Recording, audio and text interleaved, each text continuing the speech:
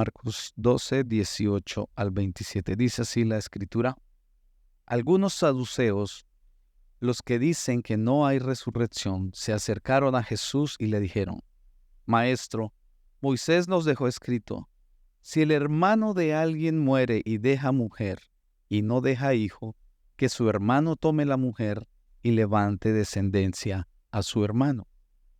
Hubo 7 hermanos, y el primero tomó esposa y murió sin dejar descendencia. El segundo la tomó y murió sin dejar descendencia. Y asimismo el tercero, y así los 7 sin dejar descendencia. Y por último murió también la mujer.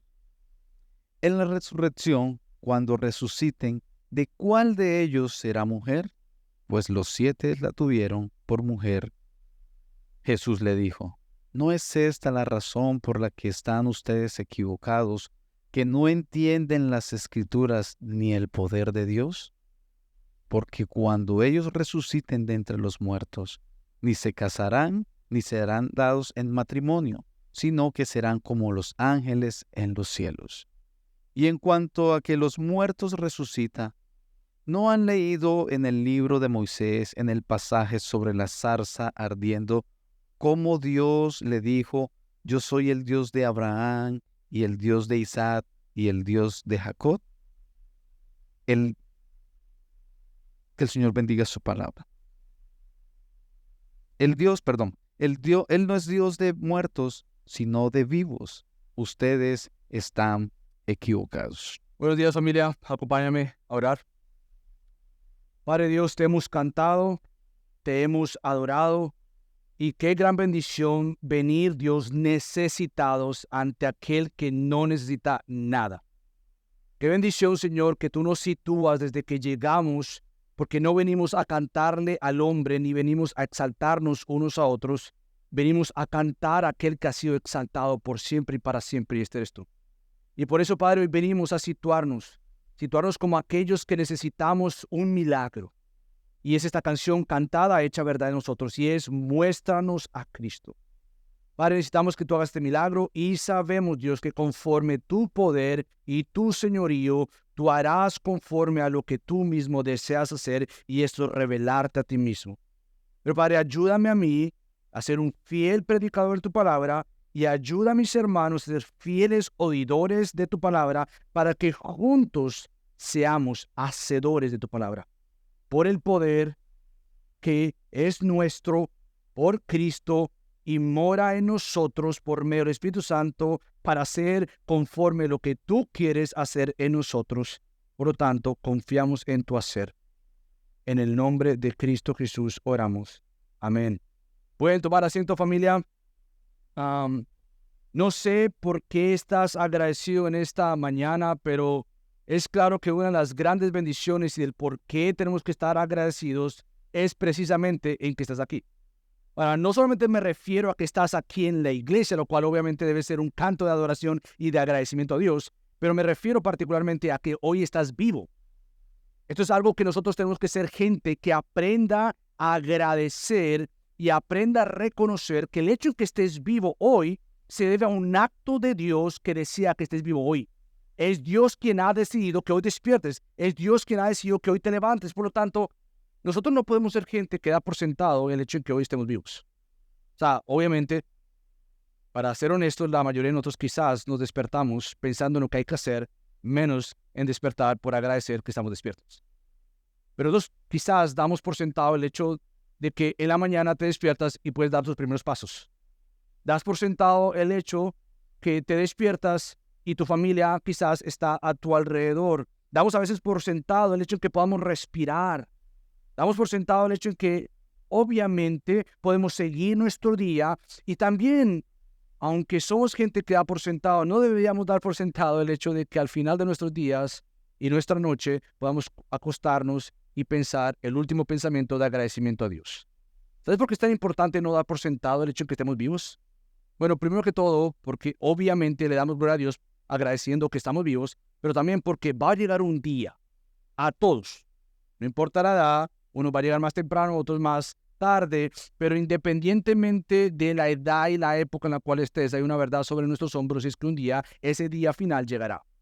Por lo tanto, nosotros tenemos que ser gente que toma en serio, en agradecimiento, el hecho de que estemos vivos, como gente de Dios. Ahora bien, esta mañana vamos a ver un debate, por así decirlo, entre los saduceos y Cristo. Pero antes de entrar allá, como de manera de ilustración, vamos a ver que hay dos grupos de personas o dos grupos de personas que toman diferentes esquinas, por así decirlo. En cuanto a la vida y después de lo que pase cuando muera, hay personas que o se meten en la carretera de no hay nada después de que mueras, o por gracia te metes a la carretera o al camino de que después de que tú pases de esta tierra vas a pasar la eternidad. Entonces, por un lado están los que dicen que cuando tú mueras, simplemente todo se acaba ahí. Es como se apagaron las luces. El show terminó. Apaga las luces, todo se acabó, todo dejó ahí. Otros dicen que obviamente este mismo grupo dice que todo deja de existir.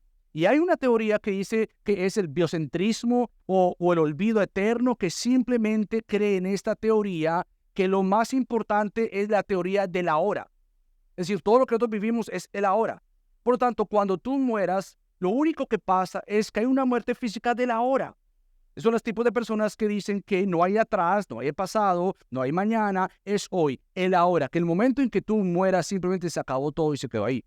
Ese es un grupo de personas, como vamos a ver, que representan de alguna manera a los saduceos. Por otra manera, vemos que hay otro grupo de personas que por la gracia de Dios creemos en lo que llamamos el creacionismo. Esto es que hemos creído que hay un Dios. Y no simplemente creemos en que hay un Dios que lo ha creado todo, pero el mismo Dios que lo ha creado todo tiene tanto el poder para crear como el poder para sostener. Nosotros creemos que es aquel Dios soberano, no simplemente que creó y dejó, pero creó y sostiene, creó y gobierna, creó y nos ha creado como criaturas eternas. Por lo tanto, nosotros creemos en estas verdades y el verdadero significado de la vida, ¿sabes dónde se halla? Se halla entendiendo precisamente que la vida tiene valor, tiene propósito.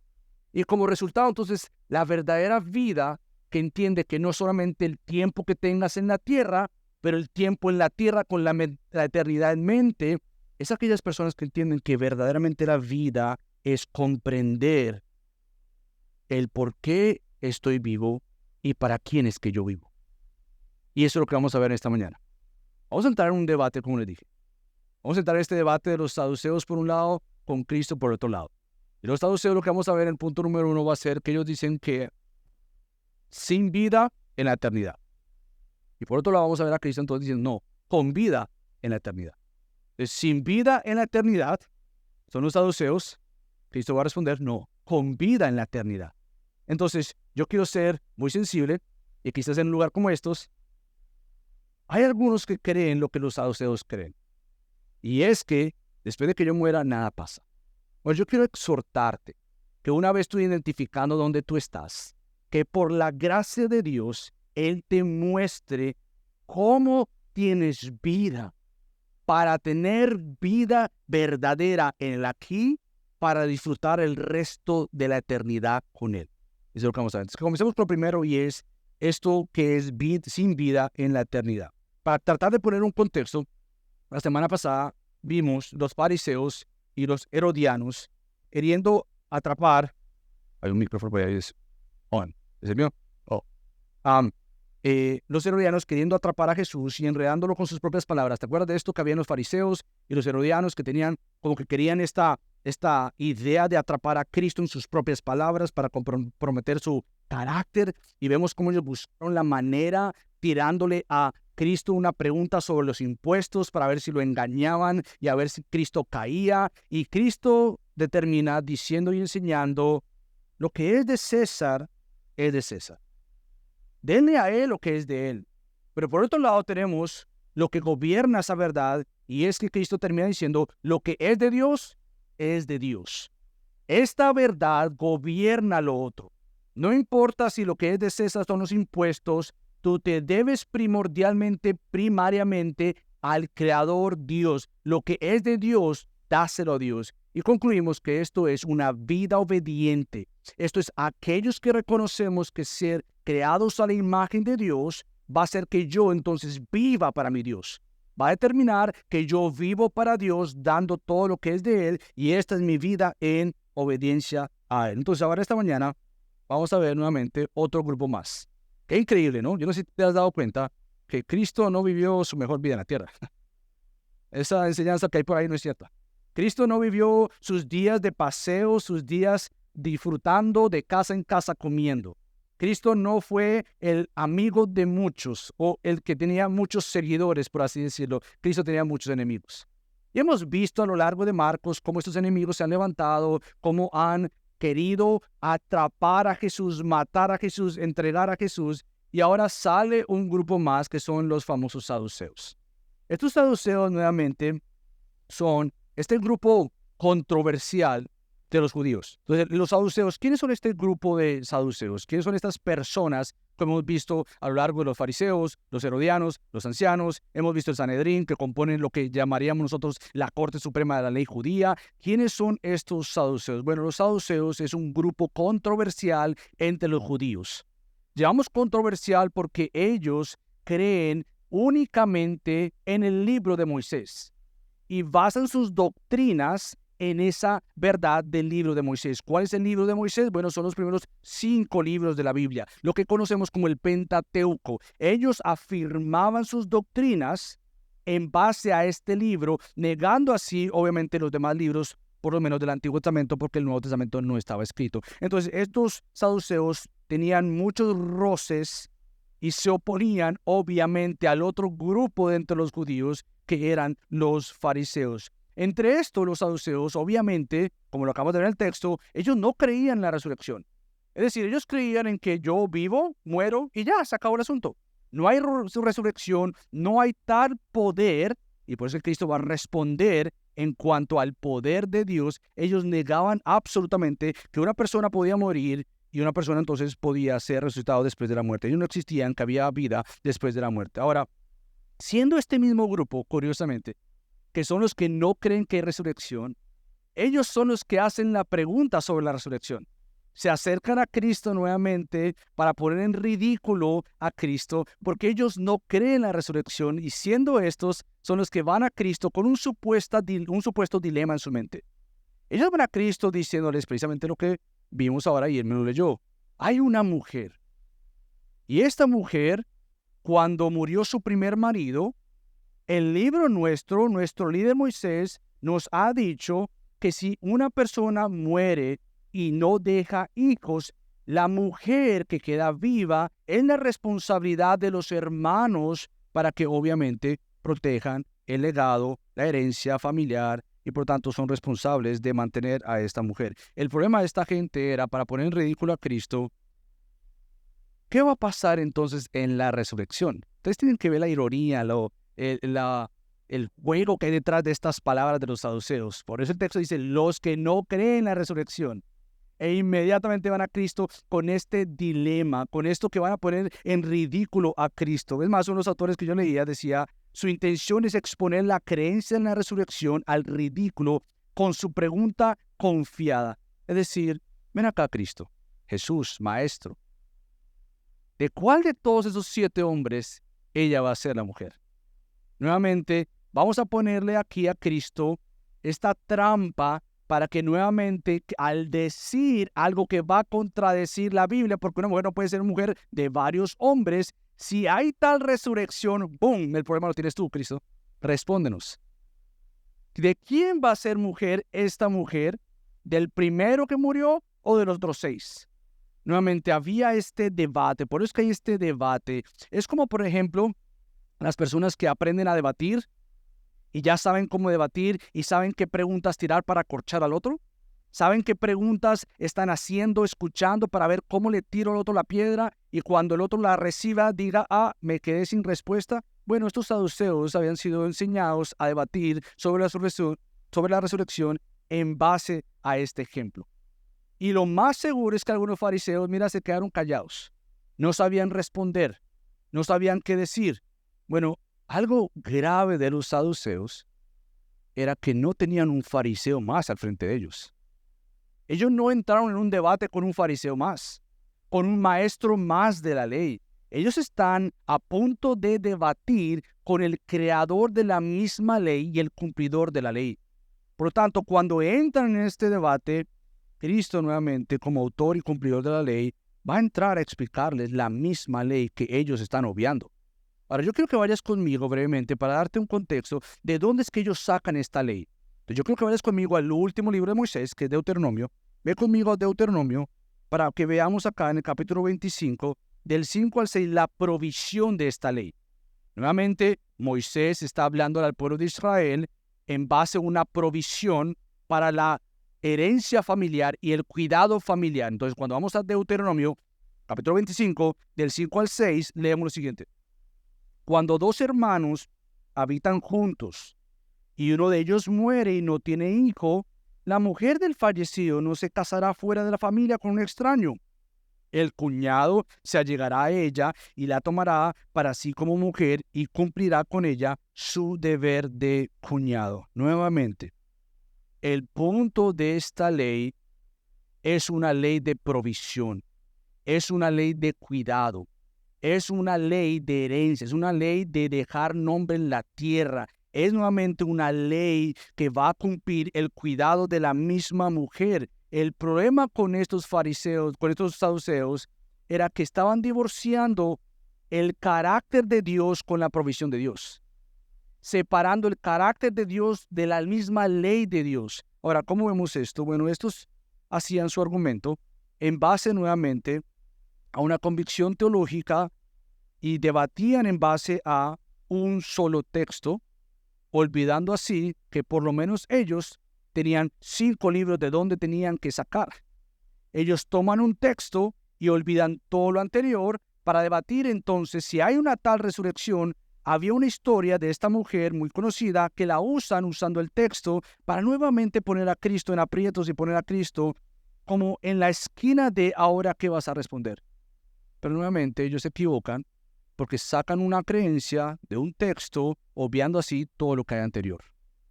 Nosotros tenemos un gran libro, familia. Tenemos un libro compuesto de 66 libros. Obviamente el Nuevo Testamento no estaba escrito, pero ellos entonces se olvidan de todo lo dicho anterior y todo lo dicho después de Moisés. Sin embargo, entonces lo que encontramos acá es que si ellos hubiesen hecho su tarea y el argumento de ellos iba a permanecer, tenían que obviar precisamente la creación de Dios. Ahora, yo quiero llevarte allá porque nuevamente el hecho de que Cristo, como vamos a ver más adelante, le responda que ellos no entienden ni las escrituras ni el poder de Dios, se debe precisamente que al negar la resurrección, lo que están negando es el mismo poder del Creador. Te pregunto, si Dios tiene el poder para crearte, ¿no es fuerte y poderoso Dios como para levantarte de la muerte? Si Dios es el creó absolutamente todas las cosas, como Génesis dice, ¿no es Dios poderoso como para crear, sostener y volver a levantar? Por supuesto que sí. Entonces, tomando todo lo anterior y olvidándolo, lo que nosotros tenemos que entender es que precisamente la pregunta de la resurrección y de la vida eterna se debe precisamente a la imagen que llevamos en nosotros. Si ellos tan simplemente hubieran regresado a Génesis, se dan cuenta que Dios nos creó ¿qué? A su imagen y semejanza. Por así decirlo, de esto podemos decir algo breve, y es que nosotros hemos sido creados a la imagen de Dios, a la semejanza de Dios, por lo tanto, somos seres eternos. Es tanto así que el rey Salomón dice que Dios ha puesto en sus corazones la eternidad. Entonces nosotros podemos contestarle a aquellos que niegan la resurrección, a aquellos que niegan la vida después de esta vida. Tenemos que regresar al principio de la creación diciendo que primero que todo es Dios el creador para crear, como es Dios el poderoso para crear lo que nosotros esperamos, y son los nuevos cielos y la nueva tierra. Son los nuevos cuerpos. Nosotros anticipamos nuevamente de este lado de la gloria lo poderoso que vendría en aquel momento y vendrá. No simplemente es que niegan el carácter de Dios, siendo eterno, creando criaturas eternas, pero precisamente si regresaran a una después de la caída, Génesis 3, ¿sabes qué pasa después de la caída? Lo que hace Dios es echar a Adán y Eva del huerto del Edén, ¿verdad? y los echa. Pero tú sabes, creo que dice Génesis 3:22, dice que Él los expulsó del huerto de Edén para que no tomaran del árbol de la vida y comieran y vivieran para siempre. Vendría un tiempo donde eso sería cierto, pero no era en ese momento, haciendo así de Adán y Eva como aquellos que pueden alcanzar salvación por sí solos. Vendría el plan de Dios en el tiempo de Dios para enviar al Hijo de Dios. Y eso es lo que Marcos nos ha dicho ya. Va a venir el tiempo perfecto donde el Dios perfecto envíe al Hijo perfecto para inaugurar el reino del perfecto Dios. Por lo tanto, si tuviesen ojos para ver, si tuvieran cabeza para entender, podrían comprender que precisamente el tema de la resurrección se mira desde el comienzo, desde atrás, porque si Dios creó, Él creó con fines eternos. Ahora, esto es lo que nosotros estamos tratando de entender aquí. Por lo tanto, vendría el momento donde Cristo compraría vida eterna para todo aquel que viene a Cristo. Pero lo que estamos acá tratando de hacer es entender precisamente que tu vida tiene propósito, que tú no eres un accidente, que tú no estás aquí en el ahora, olvidándote en el atrás y olvidándote en el mañana. Nosotros tenemos un Dios que ha creado el ayer, que ha creado el hoy y que ha creado el mañana. Por lo tanto, ahora sí yo quiero que veamos lo que Cristo va a decir. Esto ya tan solo introducción de lo que obviamente los saduceos le dicen a Cristo de manera resumida, porque ahora sí yo quiero que entonces estemos acá para escuchar la otra esquina. Hemos escuchado la esquina de los saduceos. Una mujer tuvo varios hombres porque murieron, no fue adulterio, simplemente ella lo que hizo fue hacer y seguir la ley. Ahora bien, si hay resurrección, mira, hay un problema serio, porque entonces esta mujer va a tener 7 maridos. Es un problema serio. Y esto va a contradecir lo que ya hemos visto en la ley de Moisés también, que una mujer solo tiene un marido y un hombre solo tiene una mujer. Entonces, obviamente, ahora vamos a escuchar lo que Cristo responde a esta pregunta en su debate. Pero es tanto así que inmediatamente Cristo, aún antes de contestar, Él los corrige. Y la manera en que Cristo corrige a estos individuos nos muestra la seriedad del tema de la vida y después de la muerte, esta vida eterna. Fíjate lo que Él le dice inmediatamente. Eso les dijo, ¿no es esta la razón por la que están ustedes, primero que todo, equivocados? Él nos ha explicado por qué están equivocados. De una vez dice, ustedes están equivocados.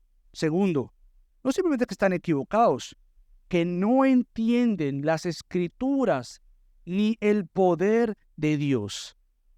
El tema de la resurrección, el tema de la vida de este lado de la gloria, como el tema de la vida después de la gloria, es un tema que nos debe dar importancia porque es un tema de la palabra de Dios. Y no simplemente es un tema doctrinal que nosotros creemos porque hay que creerlo. Es un tema que está hablando del carácter de Dios porque es Dios el poderoso.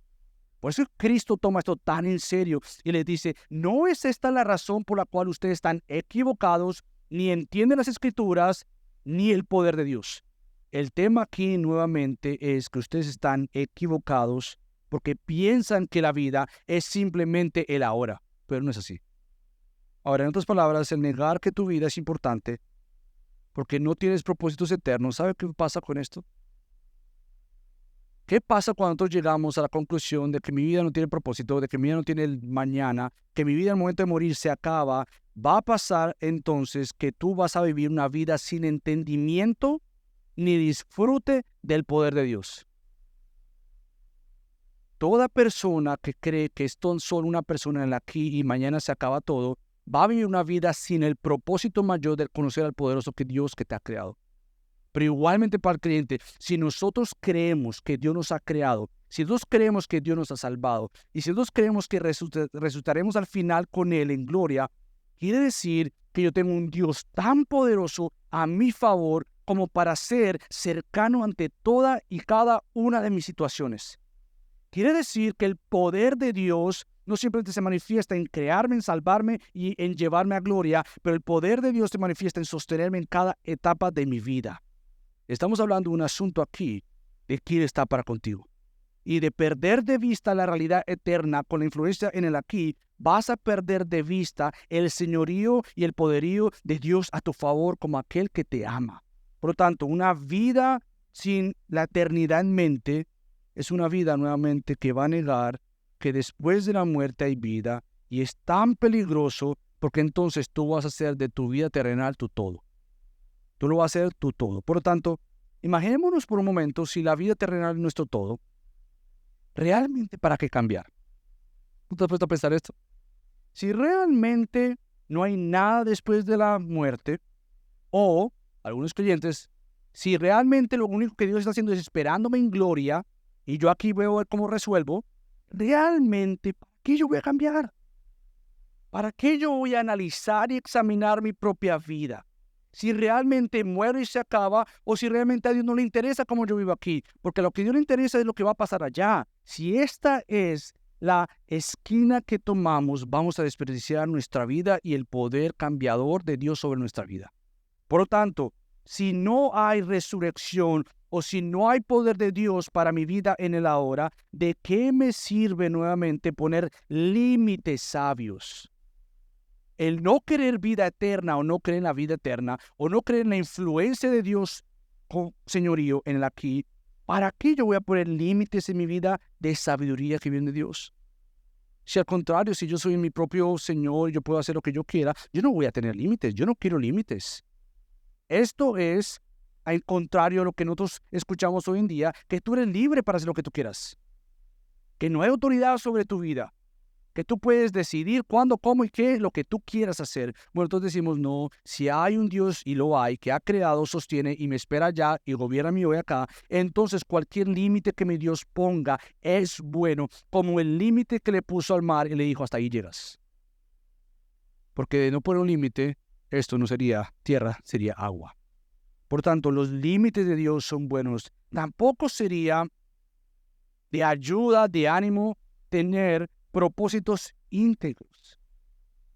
Si realmente, como vimos la semana pasada, somos ciudadanos de la tierra, de la tierra celestial, o ciudadanos de lo celestial y residentes de la hora, entonces, si esta es una verdad, ¿qué propósito mi vida va a tener de integridad? ¿Qué propósito yo voy a tener que muestre, evidencie que mi vida ha sido resucitada ya, con una resurrección en la ya?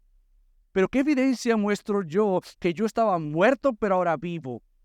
Entonces, si son propósitos de redención, si son propósitos de integridad, entonces yo voy a buscar hacer cambios radicales en mi vida, donde tenga probada del poder de Dios que experimenté al ser resucitado de la muerte espiritual, como el poder de Dios que voy a experimentar al ser resucitado de la muerte física para ir allá a gloria con nuevos cuerpos en la nueva gloria, en la nueva tierra que Dios va a crear. Entonces, si no es todo esto cierto, entonces ¿para qué vivir el fruto del Espíritu Santo?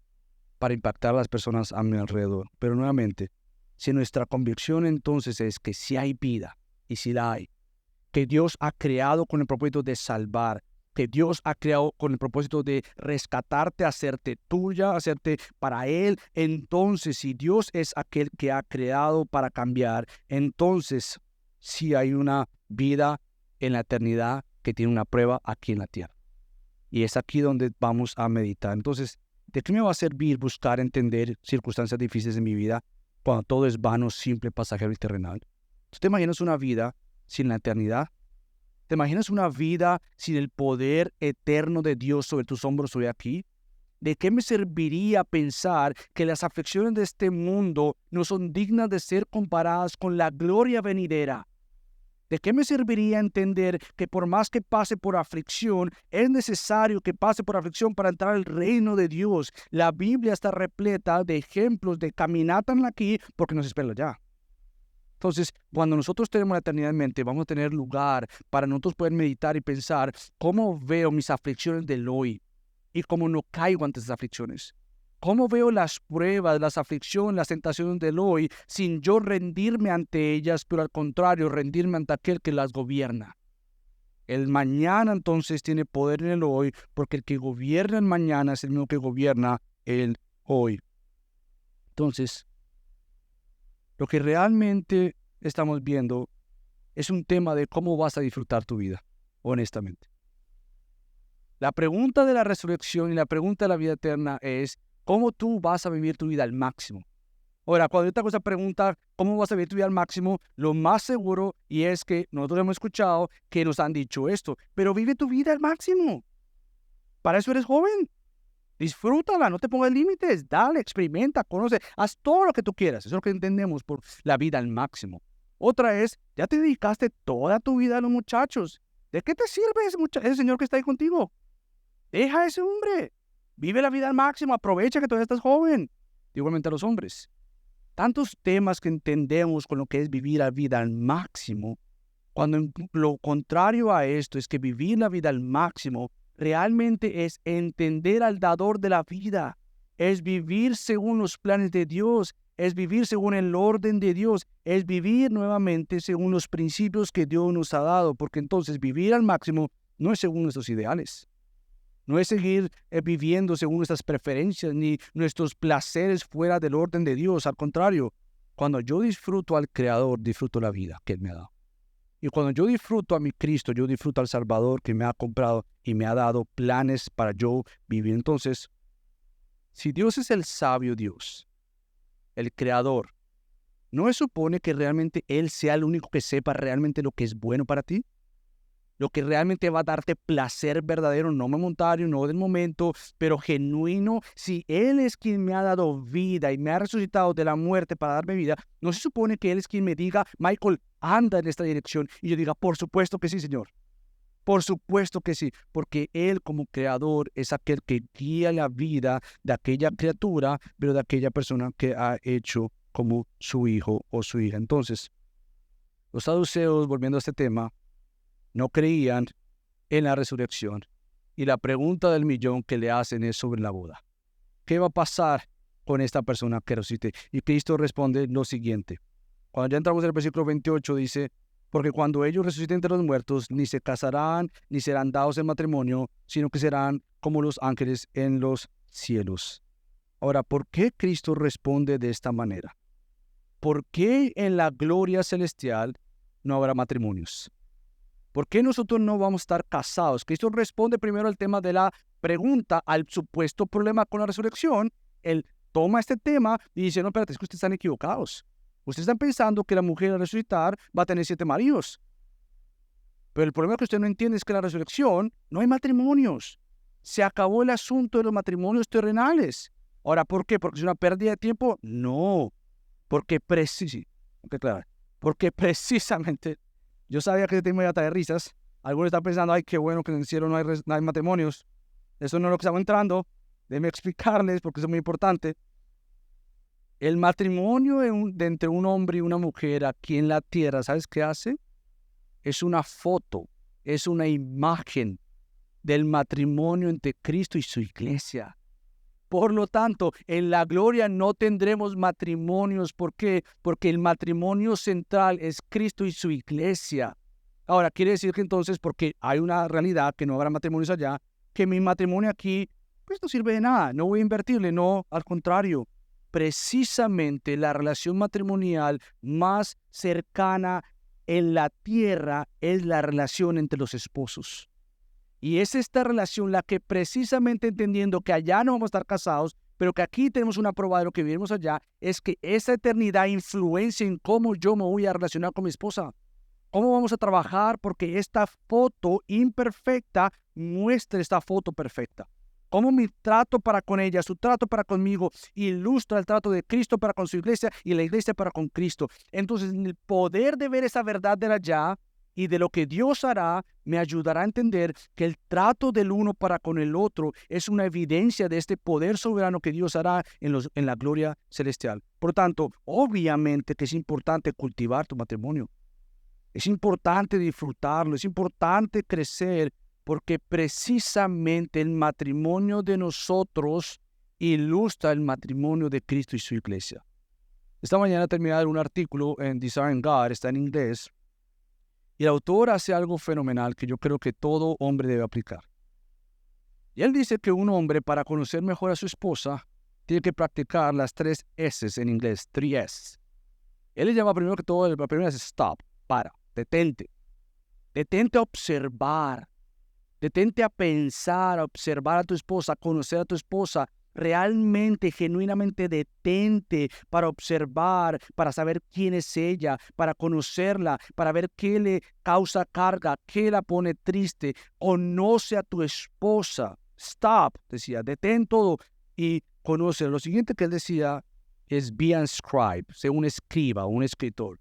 Él decía, no simplemente es bueno observar, es bueno anotar. Es bueno que los hombres tengamos una agendita donde realmente anotemos qué fue lo que observé de mi esposa. Esto no son las críticas, esto no es para decir, mira, aquí en la lista está que tuve. No, es para conocerla. No es un reporte que le vas a entregar al pastor Luis. No, es un reporte para tu alma y saber quién es mi esposa. Conocerla. Un escriba que escribe, que detalla, que piensa, qué le gusta, qué no le gusta. Conocerla. Hace poco estábamos en una casa, hicimos una actividad entre varios hombres y la actividad era que cuánto conoces a tu esposa. Y todos tuvimos el mismo puntaje, 3 de 5. Así que hay mucho que trabajar. Pero el punto era, todos, y me incluyo a mí, era ¿cuánto conoces a tu esposa? ¿Cuál es su versículo favorito? Yo ahí, fallé. ¿Qué comida le gusta? ¿Qué música le gusta? Si pudieran tener un date entre ustedes dos, ¿qué le gustaría hacer a ella? A ella, no a ti. Entonces, detente, escribe, conoce, pero lo último que él dice es speak o habla. Esto es, ve a Dios en representación de tu esposa. Ora por ella. Él toma esto del tema de Isaac cuando dice que él oró a Dios porque Rebeca no podía concebir. Y él toma esto y dice, ¿qué se va a decir de mí? Michael trajo a Gaby ante Dios porque ella. ¿Qué cosas yo puedo interceder por mi esposa? Entonces no simplemente es que yo hablo con Dios en representación de mi esposa, pero yo puedo hablarle a mi esposa lo que yo he observado, lo que yo he visto. Entonces el matrimonio es cultivado de esta manera. Igualmente las mujeres. No simplemente es que ahorita tú estás diciendo a tu esposa, ¿escuchaste? Te voy a ver esas 3 veces en casa. Pero también, por ejemplo, unas cosas que hemos dicho aquí varias veces, amada mujer, tú eres una socia que acompaña. Tú no eres menos que tu esposo. Tú eres igual en cuanto a dignidad y valor, pero con diferentes roles que el Dios poderoso ha diseñado para que ese asunto trabaje. Entonces, como socia, compañera que acompaña, no es que acompaña como un estorbo al lado, no es que acompaña como una carga que llevas en tu espalda, aquella que acompaña, es aquella que ayuda, porque Dios te ha dado el diseño y el rol de ser una ayudante en el sentido de ser ayuda idónea, de saber y de ver y de acompañar, pero algo importante es, también te ha dado el rol de seguir. Y como mujer que sigue a aquel que acompaña y ayuda, es aquella que se deja liderar. Es aquella que toma las oportunidades no para avergonzar a su esposo. No es para decir, es que yo siempre le he dicho a Michael, y es que Michael, no es para avergonzarlo.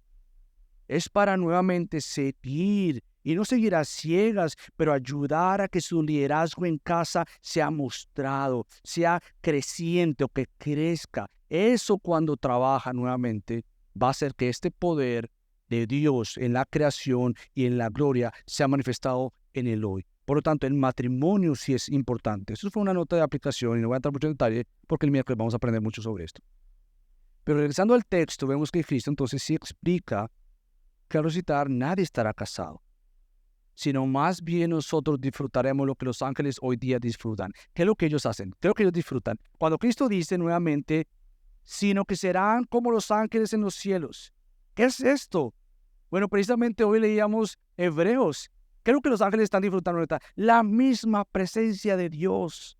El centro de atención en los cielos no son los ángeles, por más grandotes que sean, por más cosas que si aparecen nos daría demasiado miedo. El centro de atención de los cielos no son los ángeles, es aquel el cual ellos tienen que cubrir sus ojos, porque el centro es Dios. Y seremos como los ángeles porque en la eternidad, en ese sentido, veremos cara a cara a nuestro Dios, le traeremos gloria a Dios, le adoraremos a Él. Él es el centro de atención ahora y por siempre y para siempre. Entonces, Jesús se dirige ahora sí al verdadero problema de los saduceos. ¿Y qué es esto? No es que no creían en el matrimonio. El problema de ellos ni siquiera tampoco era que negaban la resurrección, cuál es parte. El problema de estos era que negaban nuevamente el carácter de Dios al negar la vida después de la muerte. Negaban quién Dios es. Por eso es que Cristo, siendo un experto maestro, el perfecto maestro, es increíble que Cristo pudo haber ido a otra parte de la Escritura, pero Él se dirige a los saduceos desde el punto de ellos mismos creer en los 5 primeros libros de la Biblia. Ellos dicen, ¿ustedes creen en el Pentateuco? ¿Y eso es lo que ustedes toman como base fundamental para sus creencias? Perfecto, yo me voy a ir allá. ¿Dónde vamos a ir? Vamos a ir a Éxodo. Ustedes trajeron Deuteronomio, el último libro de los 5 libros de Moisés, yo voy a ir al segundo. Y yo voy a ir allá para que ustedes confirmen y vean lo equivocado que están y que por eso no entienden las Escrituras ni el poder de Dios. Cristo regresa entonces a Éxodo 3. Yo creo que vayas conmigo a Éxodo 3. Porque nuevamente, lo que está en cuestión aquí no es meramente una vida después de la muerte. No es el matrimonio. No es la mujer y los 7 hermanos. Lo que está aquí en juego es, y comprometido, es el carácter de Dios. Por eso es que Cristo regresa a esto que es tan importante, porque vamos a ver nuevamente cómo Dios se aparece a Moisés y le dice lo siguiente en Éxodo 3, versículos 3 al 6, dice: Entonces Moisés dijo, me acercaré ahora para ver esta maravilla, porque la zarza no se quema. Está la zarza ardiendo. Cuando el Señor vio que Moisés se acercaba para mirar, Dios lo llamó de en medio de la zarza y dijo, Moisés, Moisés. Y él respondió, aquí estoy. Entonces Dios le dijo, no te acerques aquí. Quítate las sandalias de los pies. ¿Por qué? Porque el lugar donde estás parado es tierra santa. Y aquí en el texto citado por Cristo. Y añadió, yo soy Dios de tu padre, el Dios de Abraham, el Dios de Isaac y el Dios de Jacob. Dios nos aparece a Moisés y le dice, yo era el padre de Abraham, el Dios de Abraham. Yo era, como que si fue gente que murió y se quedó enterrada. No, de la misma afirmación de Dios para con Moisés, le está diciendo, yo soy el Dios de aquellos que creyeron en mí y están conmigo. Yo sigo siendo su Dios. Yo sigo siendo aquel que gobierna. Yo soy el Dios de ellos, no porque ellos murieron y se quedaron allá. Sí, su cuerpo quedó enterrado. Pero como la esperanza tenemos es que todo santo que cree en Cristo, de arrepiente de sus pecados, al morir, pasa inmediatamente a la presencia de Dios. Eventualmente su cuerpo será regenerado o hecho nuevo y llegará entonces con nuevo cuerpo a la gloria celestial. Entonces, lo que vemos acá nuevamente es el carácter de Dios de cumplir lo que Dios ha prometido. Es el carácter de Dios. Dios está mostrando su carácter continuo, compasivo, misericordioso, como aquel que crea la vida y sostiene la vida, como aquel nuevamente que es quien da vida, quien sostiene la vida, quien persevera la vida e intercede por aquellos a quienes Él les ha dado vida. Precisamente esto es una respuesta al gemido y clamor del pueblo de Dios. Ahí mismo en Éxodo 2, versículo 24, vemos la misma frase. Y dice, Dios oyó su gemido y se acordó de su pacto con Abraham, Isaac y Jacob.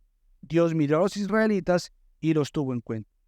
Nuevamente, al negar la resurrección y el poder de Dios, están negando el pacto de Dios, el carácter de Dios con misericordioso que es hacia con su pueblo. Entonces, lo que vemos acá es que el problema que esta gente tenía era no entender el carácter de ¿quién? Del yo soy. Precisamente esa frase de yo soy está nuevamente hablando del carácter eterno de Él. Yo soy quien yo soy y yo seré quien yo soy. Yo soy el alfa y el omega. Yo soy. Yo soy quien está con mi pueblo y yo soy quien estará con mi pueblo. Mi pueblo no es un montón de gente muerta. Mi pueblo está compuesto de gente que estaba muerta, pero yo he resucitado y conmigo estarán por el resto de la eternidad. Yo soy, no era. Yo soy el Dios de Abraham, yo soy el Dios de Isaac y el Dios de Jacob. Nuevamente, el Señor confirma que Él es el Señor que tiene todo señorío sobre la vida y el poder para resucitar a quien Él quiera resucitar. Esta semana leí una predica de Spurgeon, el gran predicador, y él decía esto sobre esta misma intercambio que Cristo tuvo con los saduceos, y él dice lo siguiente: de esta voz nuestro divino Señor nos enseña a deducir este hecho, que el pueblo de Dios vive cuando parece haber estado muerto hace mucho tiempo, porque aquel que no puede ser el Dios de los muertos o inexistente todavía se declara el Dios de los patriarcas, enterrado durante mucho tiempo. Nuestro Señor demostró con esta expresión en la zarza la vida continua de los escogidos del Señor y también su resurrección. Entonces, querido creyente, tu Dios es tu Dios, estando vivo o estando muerto, porque tú vives para Él y por Él. Tu Dios gobierna absolutamente todo. Tu Dios es aquel que gobierna la vida, la muerte y la resurrección. Él es quien lo gobierna todo. Precisamente nosotros somos como Marta. ¿Qué fue lo que Dios le dijo o Cristo le dijo a Marta? ¿Tú crees, Marta? Y ella responde en Juan 11, 25 y 26.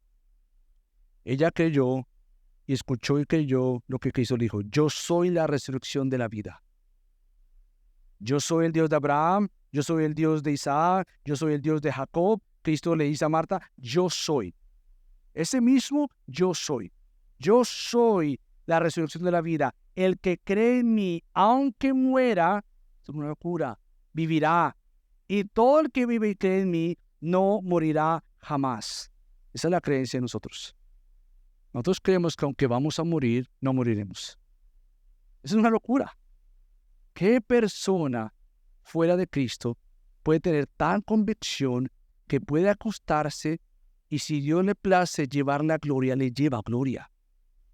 Qué privilegio estar descansado en las manos de todo, del Todopoderoso, que lo sabe todo, que gobierna mi vida, que es el único que tiene el control tanto de mi vida, porque mis días han sido comprados para Él, tanto aquí como por el resto de la eternidad. Tú has pasado de la muerte a la vida. Entonces, para concluir, recuerda que tú tienes el poder de Dios para disfrutar la vida que Dios te dio. Ahora, ¿cómo yo disfruto este poder de Dios? Porque si lo que estos individuos saduceos negaron es el poder de Dios, y Cristo le dice, ustedes están muy equivocados, lo vuelve a responder, lo peor que podríamos hacer como creyentes es estar equivocados. Quizás tú dices, no, yo creo en la resurrección. Es más, yo sé que si yo muero hoy, voy a ir al resto de mis días con mi Cristo. Ahora, ¿cómo ese mismo poder que te garantiza el día del mañana, en la eternidad, es el mismo poder que te garantiza tu vida cambiada en el hoy? ¿No es triste ver creyentes que vivimos pensando en que muero y voy al cielo, pero mi vida acá no luce como el Dios que yo proclamo? Nosotros podremos estar confesando la resurrección y negando el poder de la resurrección en la vida del creyente. Y es en un lugar que no queremos estar. ¿Cómo yo niego el poder de Dios en el ahora? Porque precisamente tú ya estás resucitado. Tú ya vives en Cristo. Tu cuerpo sí se va a caer y vas a morir un día, pero obviamente allá tendrás un nuevo cuerpo. Pero ¿qué hago aquí? ¿Qué hago nuevamente cuando me veo engañado por el pecado, cuando me veo triste en situaciones, cuando viene la ansiedad o la depresión, el dolor? ¿Qué hago? Confía en el poder de Dios que te sostiene. Ese mismo poder, el Nuevo Testamento está repleto de textos que dicen que el poder con el cual Dios resucitó a Cristo de entre los muertos es el mismo que está a favor de ustedes, Pablo dice en Efesios. El poder que levantó a Cristo de entre los muertos, ¿cómo se ve en mi vida hoy? Bueno, se va a ver de diferentes maneras, pero tú tienes que probar. Así como cuando tú has probado una comida rica y tú dices, wow, qué rico, y cuando te hablan de esa comida ya hasta ahora da más hambre, pero cuando tú dices, me acuerdo de esto, tú tienes que probar el poder de Dios para tu vida ahora. Tú tienes que probarlo. Y que cuando tú entonces veas situaciones donde tú vas a ceder en pecado, tú tienes la opción de decir, creo en el poder de Dios que me levantó de entre los muertos y me dio vida espiritual, como creo en el poder de Dios que me da nuevos cuerpos en la gloria celestial. ¿Cómo voy a probar en la hora que ese poder que es cierto y verdadero de Dios se ve manifestado en mi vida hoy? Por medio nuevamente de mirar, de conocer a Dios, de disfrutar, caminar con Él día a día. Prueba su poder en las mañanas al despertar y poner tu mirada en el libro. Prueba su poder en los días cuando hayan relaciones que están difíciles alrededor tuyo y tú veas el poder reconciliador de Dios sobre tu vida. Prueba el poder de Dios para cuando tú tengas que ser el humilde y pedir perdón, el poder de Dios mate todo orgullo sobre ti y tú seas el que primero pasa ya a pedir perdón. Prueba el poder de Dios, porque una vez cuando lo has probado, tú vas a buscar más. Porque decir, espérate, yo sé esto. Yo conozco su poder, que cuando me dio fuerzas para no ceder ante la tentación, ese mismo poder me va a ayudar hoy aquí. Cuando yo me sienta en cansancio o en tristeza, es el mismo poder que Pablo habla en Filipenses 4:7. Y la paz de Dios que sobrepasa todo entendimiento, guardará mi corazón y mi mente en Cristo Jesús. Yo quiero esto, Señor. Yo quiero esto. Entonces, querido creyente, Dios nos ha dado días en la tierra para probar su poder. Con la verdad que ya hemos probado que estamos vivos en Él y que probaremos y veremos su poder en la eternidad cuando tengamos cuerpos nuevos, sin lágrimas y sin pecado. Bendito Dios por ese día. Pero no vivas acá esperando ese día y negando su poder en el hoy acá. Que seamos gente que conozca el poder de Dios porque lo ha probado en vida, de muerte a vida, y andemos en lo que Pablo llama novedad de vida. Acompáñenme a la familia. Padre Dios, damos tantas gracias por recordarnos hoy que por gracia no estamos equivocados, pero hemos creído en el autor de la vida, en el que ha salvado nuestra vida y el que nos presentará en gloria como su iglesia. Pero Padre, queremos probar más. Queremos probar tu poder, que nos cambie, que nos transforme, que nos haga más a la semejanza de Cristo, de aquel varón perfecto. Y Padre, rogamos que tú también salves a aquellos que quizás hoy se han visto confrontados con que no le han dado atención a la eternidad o han negado la eternidad, y que al negar la eternidad niegan al eterno Dios. Que tú salves, por favor, y les muestres que no hay vida con propósito si no hay vida después de esta vida. Así que Padre, muéstrate como el dador de la vida. En el nombre de Cristo Jesús oramos. Amén.